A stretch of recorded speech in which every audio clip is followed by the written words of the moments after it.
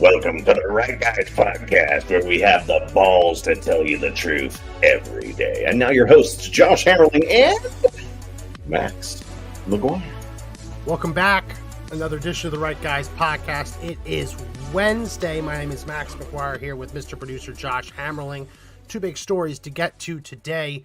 Ray Epps walks free. Well, he has probation, but he's not going to see the inside of a jail or a prison, even though he was on the FBI's most wanted list. Mm-hmm. Not going to see the inside of a prison cell. And illegal aliens are being housed in a high school in Brooklyn, New York. Kids are going back to, in that area, going back to distance learning, online learning. Also that the illegal aliens can live in their gymnasium because the city's plan to have them live outside isn't tenable in a New York City winter. So it's only supposed to be for a couple days, but these things tend to go longer and longer. So we'll cover that on the back half. But let's start with Ray Epps because it's been pretty stunning to watch the media circle the wagons on this guy. The only January 6th rioter that the media defends, and they defended him from the get-go. The only one ever to appear on the most wanted list and have the FBI originally declined to prosecute him. And then under intense public pressure stemming from the widespread belief that he is a plant, government asset, government agent, FBI comes in with a slap on the wrist, and the judge sentences him to no prison time, just probation, and see you next time. Go ahead, Josh. One year of probation. I thought it was a $5,000 fine. Five, right? The maximum in the case was something like $55,000 or something wild. Yep. The kicker is that a lot of people that are currently jailed, they weren't actually physically in the Capitol and been arrested and still in jail, waiting trial. Yep. And it spent hundreds of thousands of dollars probably in their legal defense. Or they're in jail, prison, because they have no money and have no legal defense. That too. And Omar Epps, right? The first name of him I always... Ray Epps. It's Omar. Omar, what?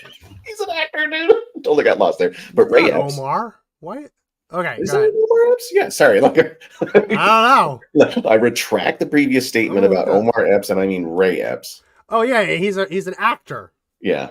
He's the guy who was on House. He was the black doctor. Yeah, he's a great actor. Not the same guy. Not the same dude. He came out totally funny though. But just so we're clear. Yeah. Not this dude. Not this guy. Not this dude.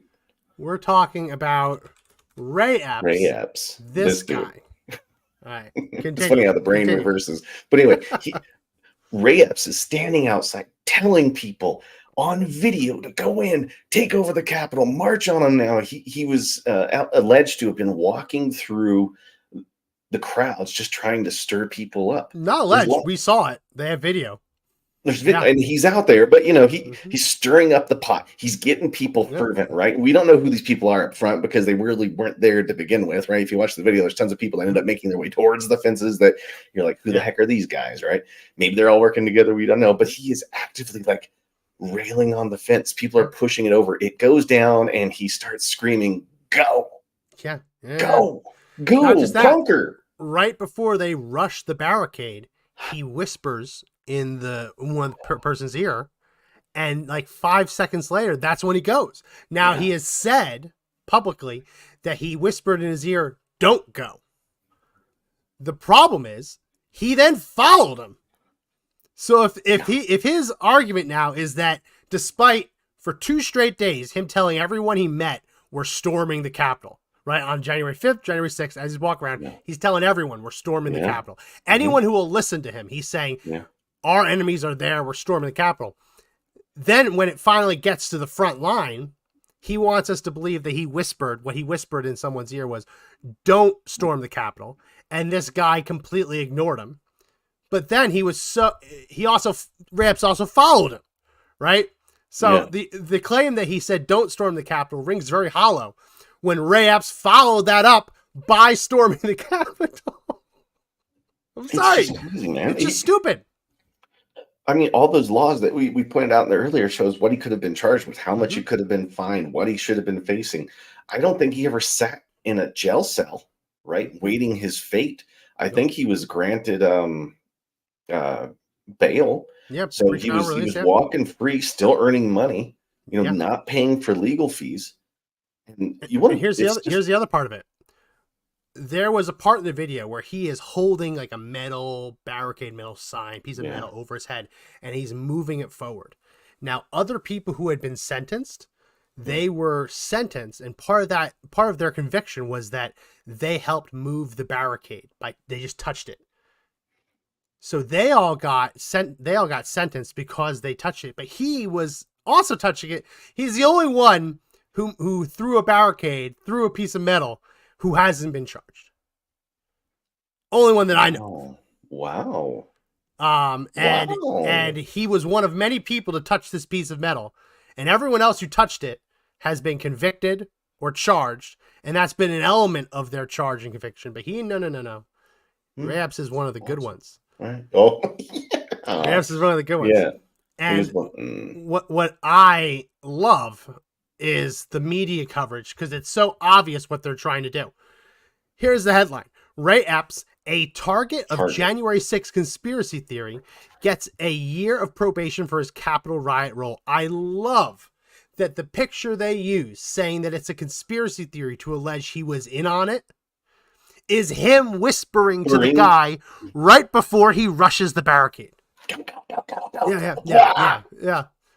And basically, when you see that, the bang, the cause and response of him whispering to the guy and then the guy going a couple seconds later, this whole narrative that Ray Epps is being falsely accused of being in on it is based purely on Ray Epps himself saying, nope.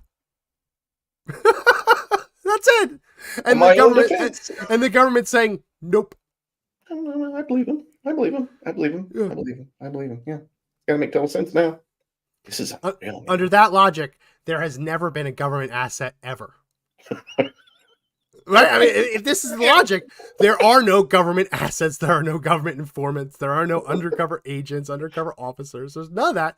Because if you ask them, are you this? And they say, nope. Oh, it's a conspiracy theory to think otherwise. Right. And Max, when he did this stuff, he never tried to hide it, right? It's not like he was trying to avoid the cameras when this stuff was going on. He was front and center. Oh, it made me think that it's like, he's like, come here, cameras. Why would you do that if you're really trying to be covert, right? If you're trying to be covert, you're trying not to be, you're dodging, you're hiding behind things, you're talking to somebody, maybe you're sending text messages, but this guy's just flat out there. Yeah. And they're perfect shots. I mean, he had a really good camera person. Here's one of them. We need to go into the Capitol. Into the Capitol. What? What? No. Fed. Tomorrow? I don't even like to say it because I'll be arrested. Well, let's not say it. We need to go. I'll say it. All right. We need to go in. Shut the fuck up, Boomer. To the Capitol. Fed posting? All right. We need to go into the Capitol. I didn't see that coming. Okay. Speaking. We are going to the Capitol. And he's back. There he is. Where our problems are. It's that direction. It's a made-for-TV moment right there. Please spread the word. All right, noted. Okay, but one more thing. Yeah, so can we go up there? No? When we go in, Are we going to get arrested if we go up there? You don't need to get Did shot. you arrest us all? Oh, but somebody No? did. When we go in, Are we going to get arrested if we leave go this up there? here. You don't need to get When we shot. go Arrest in? us all? When?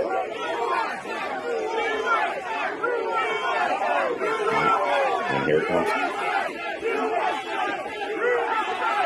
2 seconds. And there it is. There it is.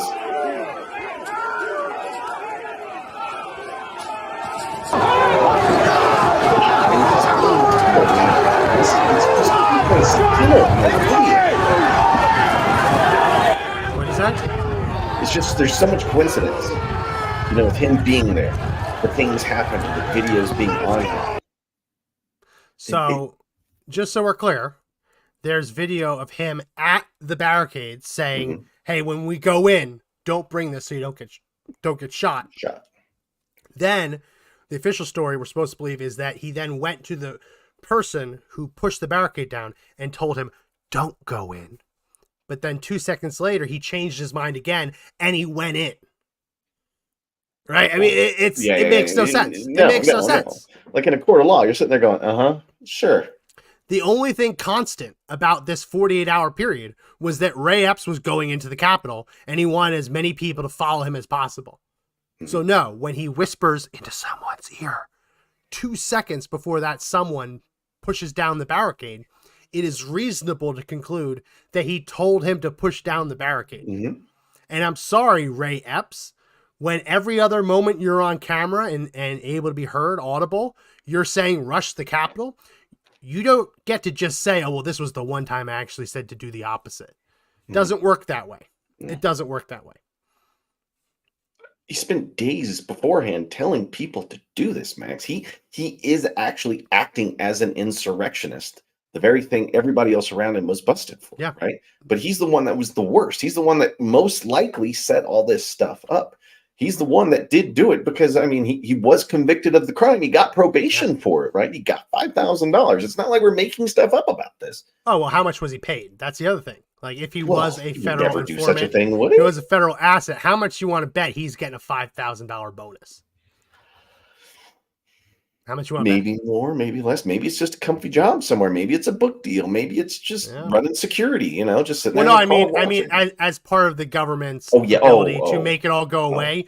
Okay, we're going to convict you. You're going to get probation. Just don't do anything illegal. And here's a $5,000 fine. Completely unrelated note. Here's a $5,000 bonus.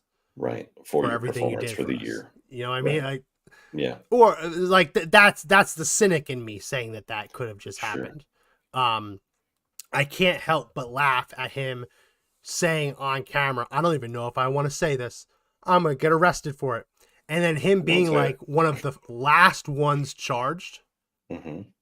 So that he's the most forcefully, like, adamantly pro storming the Capitol. But he was one of the last ones to be charged for it. Unreal. And not only that, he was charged back in September. So 4 months. That long? But between indictment and conviction was 4 months. When you have other January 6ers still in jail waiting for their trial date. They haven't even gotten a fair and speedy trial. They haven't been convicted. They're just sitting in jail with the government saying you're too dangerous to be released. So in those cases, the government has said there's too much footage. It would take too long. It's taking so long to go through all of the footage. We had enough evidence to indict you, but we need more time to go through all of the camera footage to convict you. But with Ray Epps, they didn't feel like that was a problem.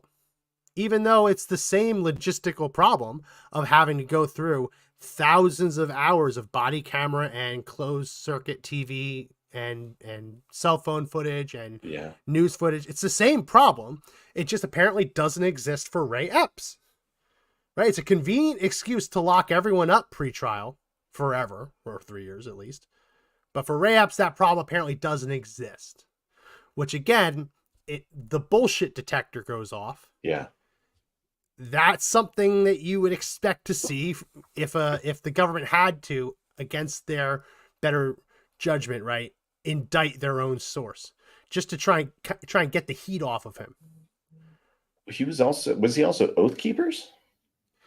Yeah, he was, and we know that there were government assets that were infiltrating Oath Keepers. That we know. We don't know the names, but we know that. It's just crazy because there's all these coincidences that just keep popping up. Who he's related to, what he does for a living, where he was at those days, the things he was saying on social media, which was the countless number of witnesses around him. I mean, they were calling him fed to his face in the middle of it. People could feel it. Yeah. So I happen to know a person who was down there on January 6th. Won't say their name just because, they made a claim that they got up really early to go see the barriers where they couldn't go. We're kind of setting up a plan. And then when they came back, they realized that all the barriers had been taken away. all of the fences were removed, you know, and they're in a kind of line of work where they see that kind of stuff and they're like, man, this stinks. Something's up. Yeah. Right. And then they describe the wave when it started. It started happening in little pieces.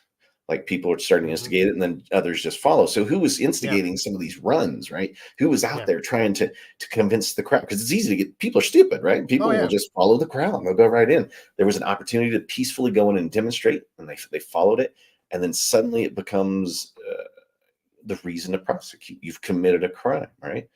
But if the government was at all related inside of creating those crimes when they're happening, then that's entrapment, right? That's why some of the people involved with the so-called plot to kidnap the Michigan governor, that's why some of them were actually acquitted. I don't know if they all were acquitted, but some of them were acquitted because they successfully argued that in this group of people conspiring to allegedly kidnap the governor, most of the people in the group were feds or Fed assets, and they were the ones driving this, and these people were just going along for the ride. No, people are like lemmings. They will follow. And, it's the other side of this is realize that the people who push down that barricade, right? I'm not saying it's the right thing to do. You shouldn't do that. Shouldn't be doing any of it. But they had just lived through the summer of love where they watched people burn buildings to the ground.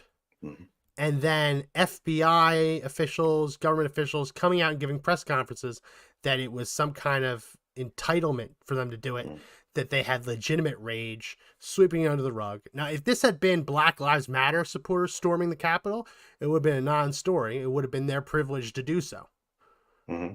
Because how many other times have we seen liberals commit the very crime that conservatives have been charged with violating, which is unlawful presence on the Capitol, trespassing, disrupting an official government proceeding. That's what Code Pink made its name by doing, walking into the Capitol and disrupting official proceedings for the Iraq War. That's literally all that they did. You couldn't have a hearing in the House or the Senate without Code Pink disrupting it. And it was a revolving door. They get the slap on the wrist minimum, and then they'd be right back in at the next hearing doing it again. And Max, it normalized this kind of behavior when you wanted to, protest. So you see this happening all summer, and then people go to the Capitol, and they didn't quite start burning the buildings, but normalizing being able to walk in and have your voice heard. If they're doing it and they're burning the building down, I should at least be able to walk down to the Capitol and have my voice heard. And it's like they normalized it to the point where they would try to allow one group to do it so they could force the other group out of hiding and then arrest them, right? And it's just it's too conspiracy theory-ish, but boy, it kind of feels like it happened that way. And we talked about that before a long time ago. Like that, it was just an effort to normalize the behavior so you can pop people when you needed to. And that, there's also the sheer physics of it, that people who rushed the Capitol or at the front of those lines could not have physically heard Trump speak, could not have been at a Trump speech. They wouldn't have made it on time. And logistically for cell coverage, odds are they had no cell service to watch it on their phone. So these were he was 1.5 miles away. He might as well have been 100 miles away in terms of his ability to deliver a message to these people. Yeah. I was just thinking of a point here is that only Nancy Pelosi could have taken the fences down. She's the only one that had the authority. Who unlocked the electromagnetic locks? She's in control. As I understand it, she's in control of the Capitol Police, right? I mean, at the time, she would have been in charge of it. So who gave the order to remove the barriers and let the people in then? And then if that was the same person who let them in and they subsequently send the entire executive wing after them, take them down, it makes you wonder, right? I mean, it smells of a really convenient way to oppress and jail your opponents. And who pushed the button to turn off the electromagnetic locks? Because those things are impossible to get open without the power down. They're hard, man. They're really hard. That's as fortified as it gets. Yeah, you would need to drive a tank through most of them. Someone pushed the button and opened the door, and then the police held the door open. And then we had all those deaths from it, right? Yeah, well, you had Ashley Babbitt. She was shot. A couple people died from Yeah. being trampled or heart attacks. And And you then had Joe a Biden cop. attended their funerals. No, they didn't attend their funeral. I'm A sorry. cop I'm died. wrong. They Oh. claimed that he was beaten to death with a fire extinguisher, but it Hmm. turns out he just went home later and had a stroke. Oh, Now, it's possible that the stress of the day contributed to Maybe. that, sure, but that's a far cry from he was beaten to death with a fire extinguisher. And I remember I have a friend who lives in Massachusetts, kind of very liberal. And I remember him texting me when that story broke, asking, "Are you going to disavow these people yet, Max? Like what's wrong with you people?" And that's kind of the confirmation bias of the media can claim without evidence that Trump supporters beat a cop's head in with a fire extinguisher. Have you ever known any Trump supporter, any conservative who is anywhere close to as anti-cop as it would take to do that? No. But the left ran with it. The left believed it. And the lie traveled around the world before the truth had a chance to put on its boots. And no, he wasn't killed by a fire extinguisher to the head. He died, I think it was a stroke later in that day, later into the next day, which might be tied to the stress of the day. But he's a cop. Every day is at least a little bit stressful. To say that January 6ers killed this cop because he had a stroke later that day or into the next day, it's not the cause and effect that is anywhere near, oh, he was beaten to death with a fire extinguisher. And with the confirmation bias, all they tell you is that they stormed it, but they also never, it took weeks before we saw people that were just walking through calmly and patiently to the house that they own, right? Yeah. That's the thing, is this belongs to the American people. I like this one, this PolitiFact for Ray Epps.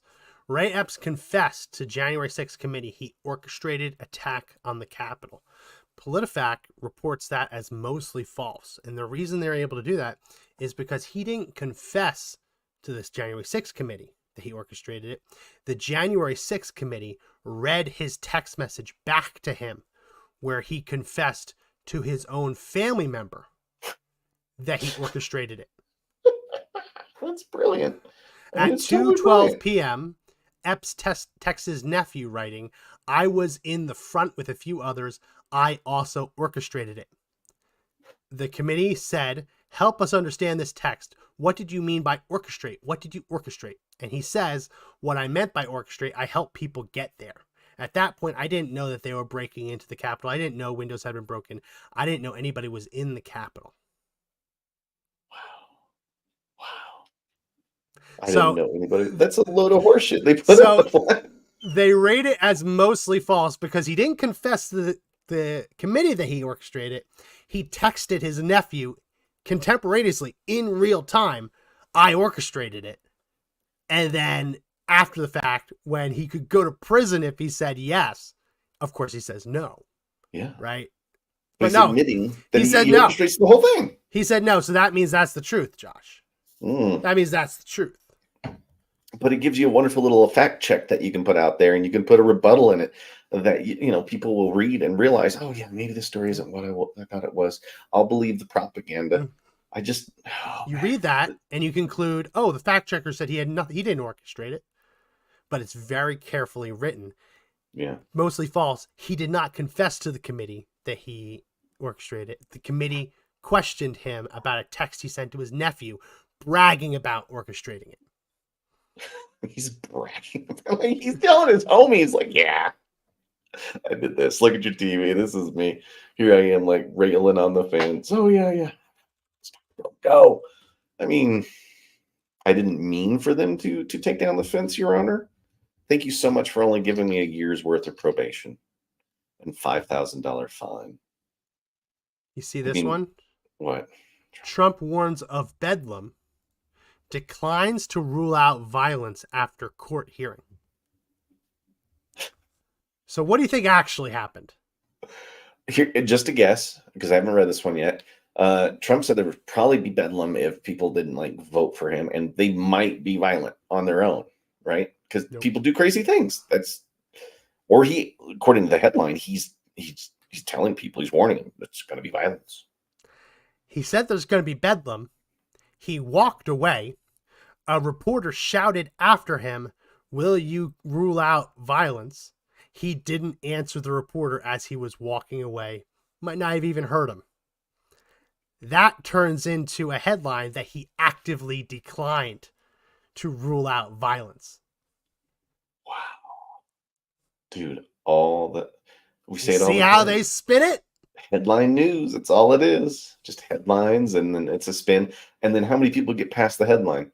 They don't, because there's so many headlines for them to digest now. You know, it kind of sucks that the papers are gone, because you actually had to read the paper to get through it, to get the gist of it, right? It never used to be this dishonest. No. It never used to be. You would never have a reporter shout after someone, "Do you denounce violence?" And when they're out of earshot, they can't hear you say, "Oh, well, you know what that means? He declined to rule out violence in the bedlam that he is encouraging." Like, it never used to be this bad. That turns into a piece of evidence in court. Yeah. For Trump, right? This is what, did you say this? And then he has to deny it, right? Yeah. With the presumption he actually said it. And it's the Washington Post, man. I mean, when's the last time that rag actually put out? I know, but that's a bad one, right? That's that's the stinkiest not what thing, happened. Yeah. At all. But it's what they wanted. They want that to happen, and they want people to think that it happened, because they want people to believe a certain political narrative that Trump is actively fomenting violence. Right? Plays right into the plan. Did you see that the judge in New York did two things? One, Trump's mother-in-law died. They were close. He asked for his closing statements to be delayed a day or two so he could spend time with his grieving wife. The judge just flat out rejected it. That is like as cut and dry of a request as it gets. Yeah. Like, if you say I have a loved one, like if you say like my second cousin once removed died, it's gonna be hard to make that claim. But your mother-in-law, your wife's mother, who she's very close to, that's supposed to be, I mean, there's no rule that says it has to, but generally it's okay, you get a day. I'm really sorry for your loss. Because if it was the judge's mother-in-law, you know that there'd be a continuance. You know that they'd stretch that thing even further. Or if it was the prosecutor's mother-in-law, you know that they'd have a continuance. But no, the judge denied that, and the judge has also refused to let Trump deliver his own closing statements, citing a part of the law that I don't think really applies. He's citing a part of law that says when a corporation has been sued, they have to have a lawyer. But Donald Trump is being sued in his his individual capacity too. It's really murky. Yeah. But basically, he wanted to say, okay, yeah, you can give your closing statements, but you're not allowed to talk about this, not allowed to talk about this. And Trump's like, well, no, I'm going to talk about the corrupt district attorney and a corrupt attorney general who just prosecuted me. This is all a witch hunt. I'm going to say that. And he says, no, you're not allowed to do that. Even though there's no jury. Like, if you're the judge, let Trump say what he wants to say. You know what I mean? Like, he's not going to prejudice a jury because there is no jury. Because the Trump lawyers accidentally checked the wrong box. And when they said, and they went back and said, hey, we checked the wrong box, we actually want a jury trial, the judge said, nope, it's in my court now. There's so many things here that in any other case, if a lawyer said, hey, you know what, Your Honor, we have so many cases around the country happening right now. It was a mistake. We meant to have a jury trial instead. We checked the box for a bench trial. We like a mea culpa. We'd like a do-over on that. More times than not, they get it if they're nice enough about it. Sure. They're not going to get it when the judge is over the moon excited about being able to decide Trump's fate, which you saw him do in the very beginning, declare him guilty without a trial. This isn't the trial. All this has been happening during sentencing. He's already been declared guilty. Yep. Yeah, it's insane. Insane that he just declared him guilty with no Trump experts being able to come up front and say, well, actually, no, none of that. This is all come in sentencing. It's bonkers. It's bonkers. it's never happened before, really. I mean, there's so many Certainly never first for a president. times. Yeah, there's no precedence in most of this stuff. There's so many first times happening, and it just shows you the level of corruption that's there. Yeah. I mean, they're not even willing to recuse themselves because there was things said before the trial even happened. Enough said that the judge should have recused themselves. Oh yeah, that his wife just on their own is personal social media rabidly anti-Trump. And Yeah. listen, like the sins of the father aren't necessarily sins of the son. Same with husband and wife, but it's not. The recusal doesn't require you to prove. I feel like a broken record when I say this.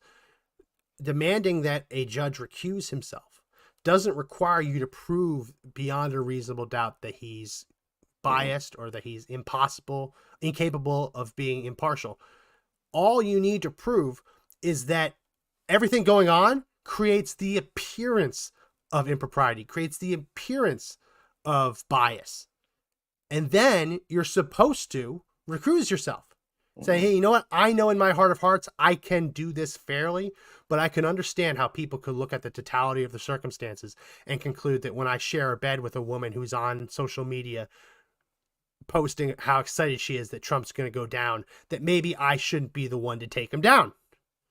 Right. Maybe that shouldn't happen. And when my law clerk is a Democrat donor, not a big donor, but she donates to the point that it breaks the rules of how much and how often you can donate. Maybe we're not the best tag team duo to decide the fate of the 45th president and soon to be 47th president of the United States. Maybe it should be someone else because we created the appearance of impropriety. But no. Just like what we saw with the Secretary of State in Maine, he unilaterally declared, no, I'm not unbiased. You're all bigots. If you think I'm biased, I'm just going to do it. And then we've gotten nonstop, one after another, really questionable, really unfair, really cruel. Like, did you see, this wasn't on the agenda today, but did you see these emails? The emails from who? From the judge.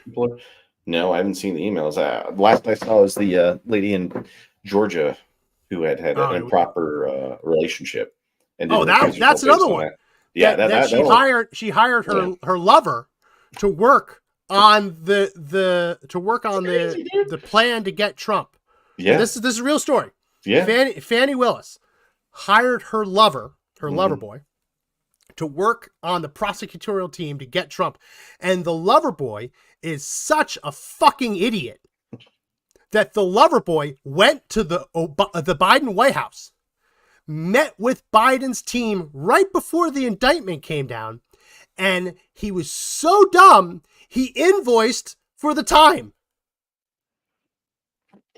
Yeah. That's how dumb he is. If you're going to travel to D.C. and meet with the Biden White House to conspire against Biden's opponent and try and lock him up, do it without invoicing for the trip. Right. I mean, they've kept so much secret for so long. Yeah. It takes one stupid Take it on the chin. Put it on the Amex. You know, pay it off over here. It can't be that big of an expense. Down the road. What are we talking? A flight from Atlanta to DC, couple $100. Yeah, a few $100 in a hotel. Maybe you have to stay the night or not. You know, this guy's asking for per diem. He's like, I need to be reimbursed, and that's how we know about it. That's how we know about it, because we know that Biden doesn't keep the logs. No, they sweep the logs under the rug. But yeah, no. So here's the emails. From this. So you have this is the Judge Angoran. As I've already indicated to you, if Mr. Trump wishes to speak pursuant to CPLR 321, you will have to tell me now that he will agree to the limitations I have imposed, which go without saying and apply to everyone. And he will have to agree to do so tomorrow on the record, which should take no more than a minute or two. Wow. This is very unfair, Your Honor. You're not allowing President Trump, who has been wrongfully demeaned and belittled by an out-of-control, politically motivated attorney general, to speak out about things that must be spoken about. Dear Mr. Keyes, I won't debate this again. Take it or leave it, now or never. You have until noon. 7 minutes from now, I will not grant any further extensions. And then, sure enough, afternoon, not having heard from you by the third extension deadline due today, I assume that Mr. Trump will not agree to the reasonable, lawful limits that I have imposed as a precondition to giving a closing statement above and beyond those given by his attorneys, and that, therefore, he will not be speaking in court tomorrow. As previously indicated, this email chain will be docketed to preserve your appellate rights. Now, I read that with a nice voice and a mean voice. Yeah. But I didn't read into it. I didn't read into it to get the meanness. The meanness is there. Not shown is the email where they asked for, see if I can find the email where they asked for the extension. Wow, he had a chip on his shoulder, man. You could just see it in the way he's writing that. Like, those are mean emails. Everybody's seen a mean email at work where you're trying to like really be mean, but not be an overt jerk. But this is, I mean, that when you throw in capital letters like that and you're a judge, right? They carry weight too. That's the other thing. You know, if I yell at somebody in capital letters in an email, nobody gives a crap. But if a judge is saying stuff like that to you, right? And you have only one way to interpret it. They're yelling. And also, like, he's saying, I need to know now, and then we'll swear him in pursuant to the rules tomorrow. And so you have 7 minutes to talk to your client, explain everything to him, and come back with a response. And oh, by the way, it's the day that you just asked for the extension because his mother-in-law died. So not only does he have to still prepare tomorrow, but you have to work all of this in. As the family's planning funeral arrangements, you have 7 minutes. That there's an unreasonableness to that would not be in any other situation. I don't think you'd see this in any other case. I just don't. No, there's no way to convey the seriousness of that whole thing in 7 minutes with your client. It just can't happen. I mean, you need time, right? Generally an hour. I would give at least an hour or until the next day, 2 hours before the actual court. If you have to swear Trump in tomorrow anyway, pursuant to those rules, just say, come into court. Before you walk in, tell me if yes, we'll do the swearing in. If no, then he won't. Yeah.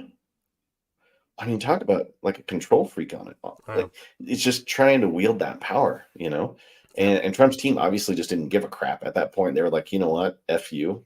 Well, right? I think we don't know what the actual limitations are, but the way he's setting up his email to defend his lawful limitations, I bet you he probably said, you're not allowed to say this is a witch hunt. You're not allowed to say that this was a political attack on you. You're not allowed to attack me. You're not allowed to attack my law clerk. You're not allowed to attack the attorney general. Even though she's able to go out in front of a camera and attack you, you're not allowed to attack her. Yeah. And oh, by the way, we didn't have a trial, so you're not allowed to talk about any of the merits of the case against you. You have to only talk about the sentencing and what you think it should be sentenced. I imagine that's the shit sandwich that he put in front of him. Yeah, admit to your guilt inside of the closing statement so we can finish this thing. And to set it up, where if Trump ran afoul of those restrictions, he could hold him in contempt of court and lock his ass up. Yeah. You know what I mean? So that's the flip side of this coin.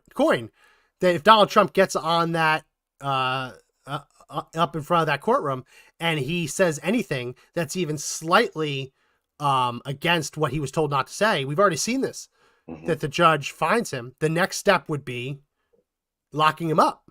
Yeah. So it was a trap, and to see the media's already trying to spin it that Donald Trump just didn't fill out the paperwork, he wouldn't do it. Yeah.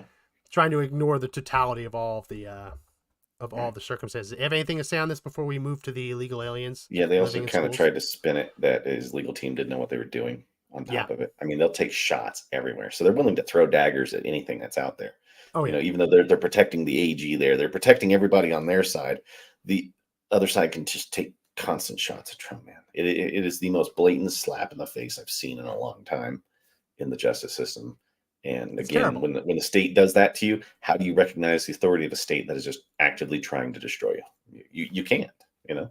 I don't know how long people are going to just deal with it, right? They're not going to. And I don't want that day to come, but if it comes, it has to come. Yeah. You know? Yeah. Well, we'll keep talking about this. Obviously, there's going to be the closing statements tomorrow. I bet this is probably going to be a situation where there's closing statements and the judge says, I've made up my mind already, or makes up his mind very quickly. I don't need to deliberate. You're guilty. You lose everything. It's already written out. Now, before we run out of time, let's switch over to this story, which is bonkers, out of New York City, Brooklyn, New York City. There is a high school that is closed today because illegal aliens need somewhere to sleep. And the city had originally planned to let them sleep in a field. But surprising no one, January weather in New York City didn't cooperate with that plan for a tent city. It's kind of like in Chicago. They said, yeah, we're all going to live in tents, have you live in tent cities. That didn't work in Chicago with lake effect snow and temperatures below zero and wind chill. Yeah, very obviously not going to work. So now the illegal aliens in Chicago are living in O'Hare Airport. They have closed down areas of O'Hare Airport, specifically baggage claim areas. And they have fenced them off, and people are just living, illegal aliens, the migrants, illegal aliens, are living in the airport. And oh, by the way, there was just a scabies outbreak in the airport. Oh my God. How much would that suck to travel through O'Hare International Airport and get scabies? No, it's not like a I mean, it could get really deadly if you didn't treat it. It's like mites on your skin. But to get a very treatable, very preventable disease, all because they have illegal aliens living in the airport. Might as well throw in some tuberculosis while we're at it. Yeah, let's have a little, to go, you know? Yeah, a little bit of whooping cough. All right, some distemper. Yeah, just everything, a little polio. Let's get polio. Let's throw in some polio. We're gonna do it. Max, think, for a moment, I thought to myself, they're willing to kick kids out of a high school to house people who have broken the law to get here and who care nothing for the United States. Keep talking. I'll let the video play while you talk. So they're willing to make sure that you've got a new cohort of kids who have already been screwed by COVID, right? Who've been screwed by COVID because they had to learn from home, which we know is detrimental to them. They are all behind at that cohort. They're going to face it again. They have to fight through at-home learning. They have to fight through not making friends. They have to fight through the depression. They have to fight through the suicides. They have to fight through all those things because somebody in New York has said, you know what? A bunch of illegal immigrants are more important than your children. So this is the video. This is the video. I turn up the volume a little bit. They're getting shouted down. How long you staying? This woman's got some fire. Let's listen to her. Yeah. All right.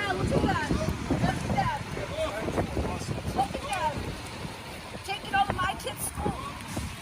Yeah. Taking over my kid's school. I believe she then asked how long he's staying. Yeah. I think she does here. To sleep here tonight, huh? How long you staying? She's delicious. I like her.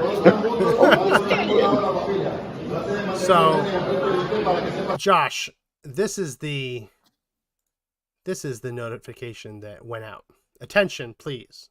Tomorrow, Wednesday, January 10th, all classes will be remote. Please log in to your teacher's Google Classrooms for your required assignments. The completion of your assignments will dictate your attendance for the day. Teachers will be available via Zoom if requested prior by email. So they're not even getting teachers today. And how do you request it prior when they have a day's notice? Mm-hmm. This wasn't like they weren't notified weeks ago. Mm-hmm. Mm-hmm. There's no, I'd venture to say most kids are not going to talk to a teacher today. No. And whether or not they do the assignments is how they will be judged on attendance. Max, most of these kids are at home and they're in one-parent households. Who's going to hold their feet to the fire to do their work? And the answer is nobody, which means they're going to be behind. Again, imagine 2 years worth. And I think this will last a whole year, Max. We are going to see like schools be filled in New York because it's a pain point, right? It's a pain point that the governor and the mayor can start leveraging against the feds saying, do something about it. I don't think every school. See this picture? Okay. Okay. What do you think is unique about James Madison High School in Brooklyn? In Brooklyn, What do you think's uh, unique? is it a It's a high red influence? school. Oh, I was thinking like socioeconomic. I was No, thinking the like area around it demographic. is generally red. Now there's some pockets of blue, but this is a school that is in a red area. So they didn't have them go to Malcolm X Memorial High School or Martin Luther King Memorial High School or Rosa Parks Memorial High School. They went to the red area of New York City and they say, your kids have to stay at home. We're going to put all the illegal aliens in your school. So even here, it reeks of politics. Yeah. Yeah. Out of all the schools, all of the PS, you know, the PS schools, like you hear PS 115, there's triple digit public schools in New York, right? There's not even be 4 digits. Out of all of the ones that they could choose from, they pick probably one of the only ones that's in a red pocket. And it's not just the learning, right? They had to cancel the school dance. Now that's the travesty because there's you can joke about it, but this is emotional learning. This is social learning, right? I bet it is. This is where you find, like, you dance with somebody for the first time, right? Yeah. You start going through pitching woo, trying to find somebody. You get your first kiss on the cheek, right? Yeah. I mean, like, these are milestones. These are milestones that probably will last with these kids longer than whatever they learned in language arts on that particular day, right? So they canceled that. But yeah, no, it's in a red area. I'm not making that up. This is the 2020 election, a red area. Whereas it's right here. We don't have to make it up. They're doing it's right around here. So these are Republican kids. And so the flip side of it is, you talk about the parents, single parent homes. I'd venture to say these are probably not all single parent homes, though that might be unfair to assume that by voting pattern. But there's a lot out there. Whether it's a single parent home or a multi-parent home, there's really 2 choices. Either this is a family that already has someone who stays at home and they're one of the lucky ones, or one of the parents either had to pay for childcare or had to call out from work to stay home for this day. Yeah, or work remotely. So what this actually is an attempt to shift the financial burden rather than the city that's predominantly Democrat being forced to pay out of pocket to put these illegal aliens in hotel rooms. It's much more palatable for the Democrat politicians to force the Republican parents to take money out of their own pockets to foot the bill for their own child's care. See? So instead of the state paying for the housing, though they will work it, that they use so much electricity, whatever, they're not paying for hotel rooms, they're putting them in a gymnasium. The primary, like, money leaving people's pockets is coming out of the parents. It's gonna spread, Max. But yeah, think about the slaps in the face, right? Already you get slapped in the face because your kids can't go to school. You get slapped in the face because you may or may not have to stay home. In fact, have you seen the cost of childcare when you don't have someone staying home? Yeah. I know somebody that works a full-time job just to pay for their childcare, right? Yeah. That's insane. That's part of the reason we left Colorado. I can imagine what it costs in New York for childcare. It's got to be outrageous if you have it. Or you've got to work from home. But those kids are at home alone. How many suicides happened in COVID when kids couldn't go to school because they lost out on their first dance? Because they lost out on going to the gym. They lost out on sports. Think about all the kids who can't play a sport now or practice their sport at that high school. A sport that might get them into college and pay for college now is gone. Like, they are losing opportunities that can't be measured here, right? They're losing things that you can't quantify until 10 years down the road when it's a disaster. This is the cost of daycare in Denver, Colorado. Between $458, that's not daycare. Yeah. Between $458 and $2371. That's like brick and mortar daycares that are licensed, bonded, insured. Yeah. That's in the $1,500 to $2,300 range. Mm-hmm. When me and my wife we had our first child, we knew we wanted a second child. we're looking around saying, whoa, whoa, whoa. 2 kids in childcare would cost a monthly salary. Mm-hmm. And so at that point you say, why would someone go to work just to pay for someone else to raise the kids and have no money left over? Right? So we moved to Texas, and it's gotten a little bit more expensive now, but I think we pay for 2 kids.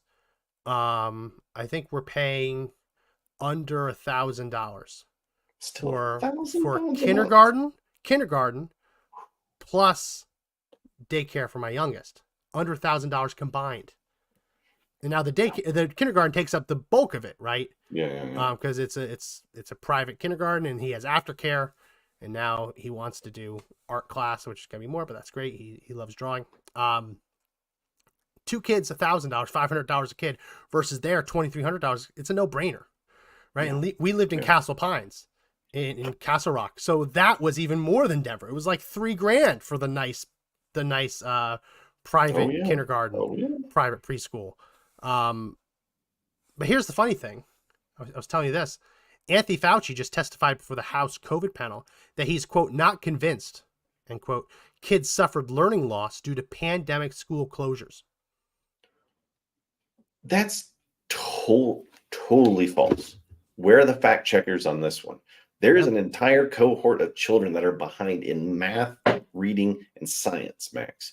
Not just far behind, but like leaps. And like leaps behind other kids. And now they're going to get smacked with it twice. Imagine being in that group of kids. Here is a journal article published in the NIH National Library of Medicine. This is the International Journal of Educational Development, sounds like.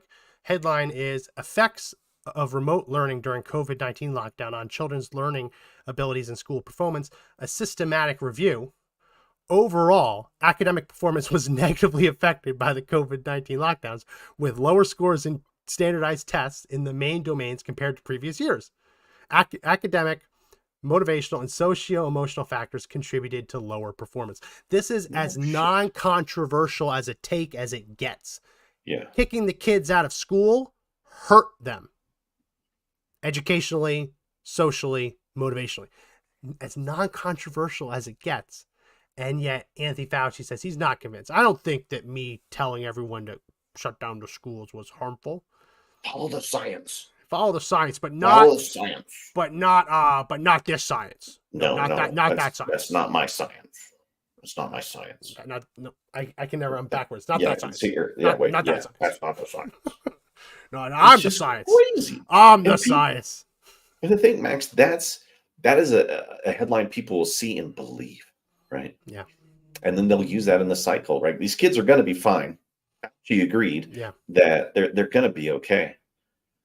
But Max, think about all the tax dollars those areas in just food alone. Because if they're using the gymnasium, they're probably getting the cafeteria, right? Oh yeah. And they're most likely using the showers. But they're going to say, "Oh, we had cafeteria food anyway. It was going to go bad, so we just gave it to them." Well, no. Those budgets are made every year, and they have the food deliveries done. That's not true. We did this test when we did this coverage when we saw in Chicago just how much the nurses were getting paid. Yeah, paid like $10,000 a week. Yeah, and imagine, you've got to take in staff in there, and you have to supply some sort of medical because you're dealing with populations that are full of tuberculosis, scabies, polio, HIV. Like, you would be shocked at the number of people in Mexico with HIV in at-risk populations, right? And those are the ones crossing the border. Yeah. There's this old thing in anthropology. One of my professors used to tell me, Jack, he would always say, there are diseases out there that the modern world will never see until you open your borders up. And then it all returns, because there has to be a barrier between the first and third world because of health, right? And it's just how economies and social status and socioeconomic status push bubbles out, right? There's a certain bubble of health, and that your bubble of health is getting smaller and smaller and smaller until there is no bubble of health left, right? Yeah. There's not even going to be enough people to to supply just healthcare, let alone education, let alone services, let alone you name it, right? Everything is strained. And the one piece that really pissed me off is they dropped it right in a red district, man. Like that is just that's like taking the knife and just turning that one in there. But you're not seeing that. You're not seeing that reported, are you? I'm not. I had to do a little bit you're of the digging. first person to mention it. Like, other people are talking about it, but I had to do a little bit of digging to verify it, and sure enough, holy crap, man, it is. It's low, but and you're right in terms of like the open borders bit. The United States declared that we had eradicated measles, and we did. We had eradicated measles. Now, that was largely from vaccinations, which lots of people, I mean, I'm vaccine injured myself. I can't take the tetanus shot. Tetanus shot makes me break out in rash. I get rashes all over my arms, all over my legs, all over my feet. It's erythema multiforme minor. So I don't have an active tetanus shot. I haven't gotten a tetanus shot since I was in college.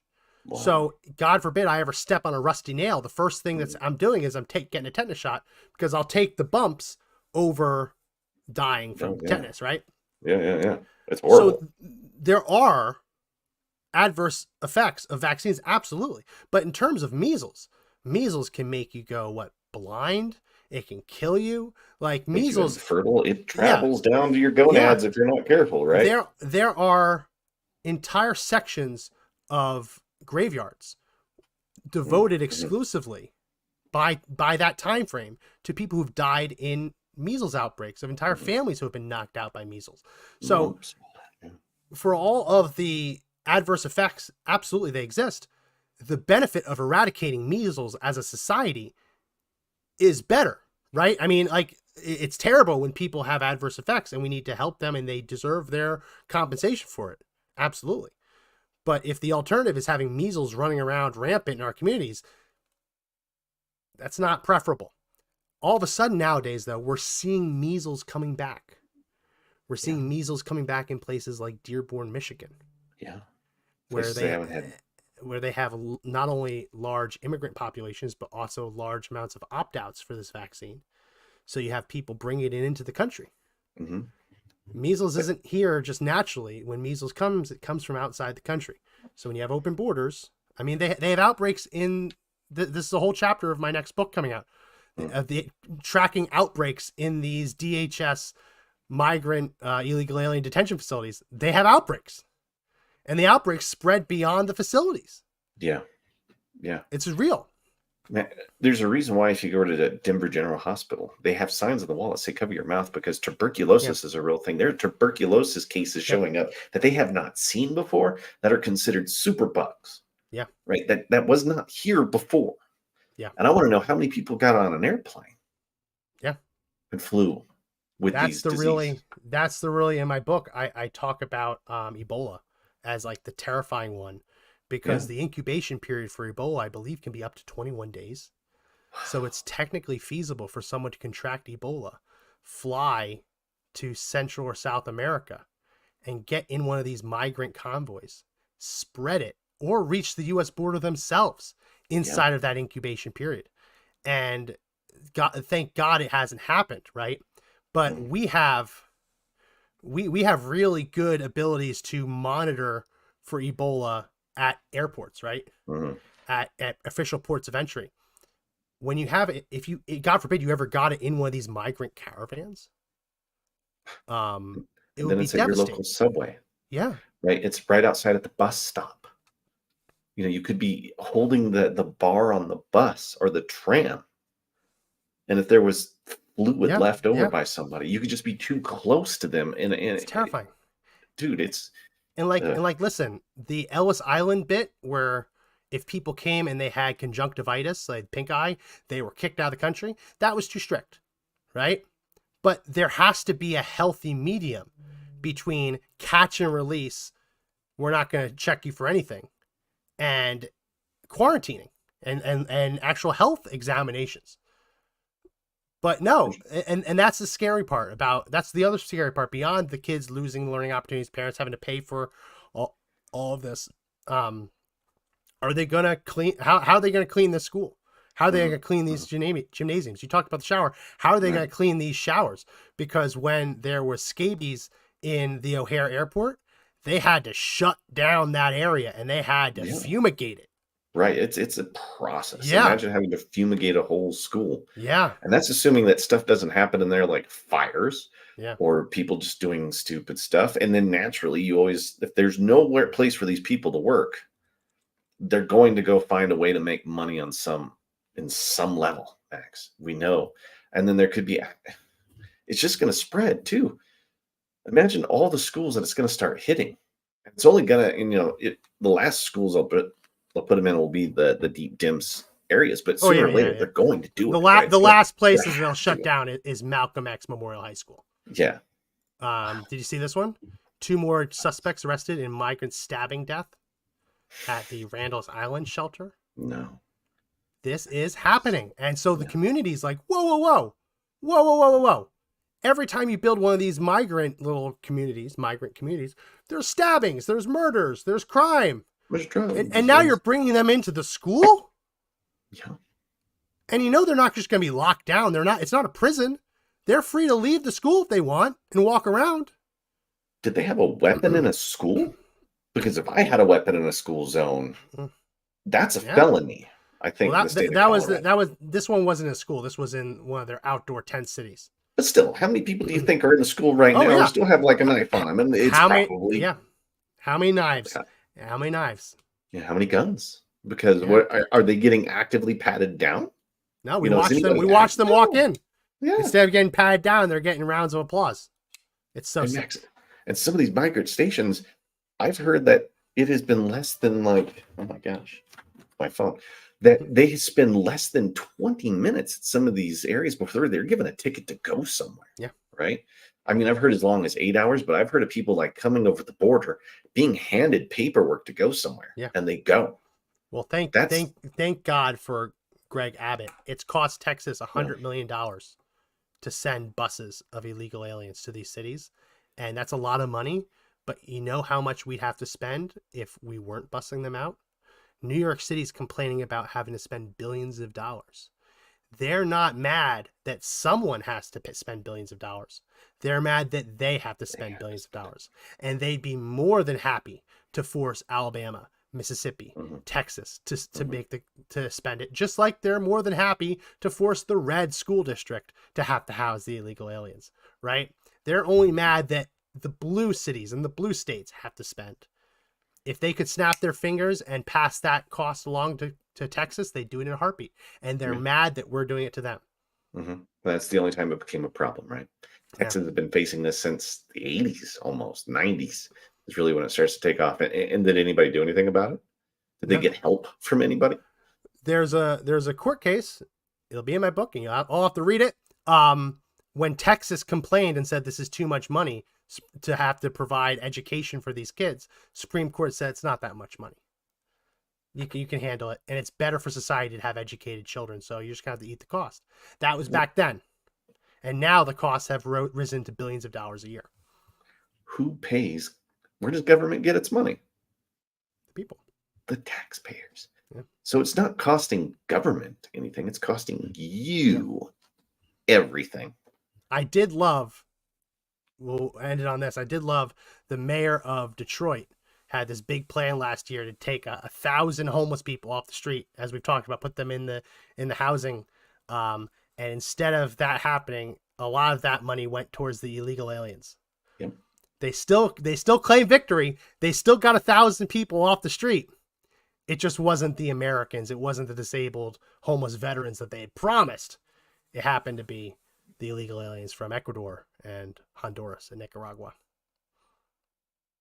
So yay! Mission accomplished. It's disgusting. I thought this was going to be your happy show today. I know. We still have to do the happy show. Because I was, I'm texting you this morning, but I woke up, man, and everything felt wrong. And Josh woke up and sent me a text like it was Mandela effect. The world just feels wrong. It's like he woke up on a different earth. It does. That's the best way to put it, man. Like I woke up today, and it's just not the America I love. It's like those shows. People go to alternate dimensions and they look at the stoplight and red means go and green means stop. And it's like, whoa. It's like one of those feelings. Well, I checked to see if the Bengals had ever won a Super Bowl, and they're still like 0 for 2. So here's the thing: in every universe in the multiverse, the Jets have not won a Super Bowl since Joe Namath. so I couldn't use that test. I couldn't use that test because they're pathetic. But that's it for this edition of the podcast. If you like the podcast, subscribe. Links in the description. We go live Monday, Wednesday, Friday on Rumble, YouTube, Twitter. So check that out, or subscribe to the audio edition of the podcast. Very helpful as we prove out numbers. You can listen to the show if you can't watch it live. Bandwidth limitations. You can listen as you go to and from work or on car trips or whatever. We try and make it as audio friendly as possible. That's it for this edition of the podcast. My name is Max McGuire. And I am Josh Hammerlin. Remember, everyone, the fight to take back the country is not over yet, but the only way we win is if we all stand and fight together. See you next time. See ya.